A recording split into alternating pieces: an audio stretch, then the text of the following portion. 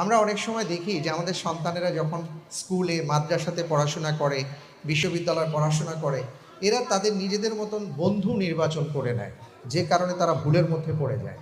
আমরা কেন আমাদের সন্তানদের জন্য আসল বন্ধু হতে পারি না? আমার সন্তান একটা ভুল করতেই পারে, একটা সিদ্ধান্ত নিতেই পারে, কিন্তু সে কেন আমাকে প্রথমে জানাতে পারে না?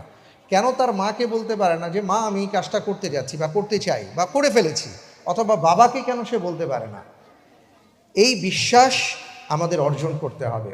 অনেক সময় সন্তান মনে করে যে ভয়ের ব্যাপারগুলো মা বাবাকে বলা যাবে না। কোনো অপরাধ করে ফেলেছি, এটা মা বাবাকে বলা যাবে না।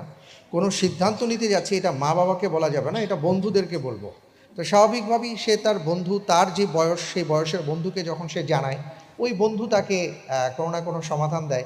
আর আমরা যদি আমাদের সন্তানদের আসল বন্ধু হতে পারি, তাহলে এই ভুলগুলো হবে না।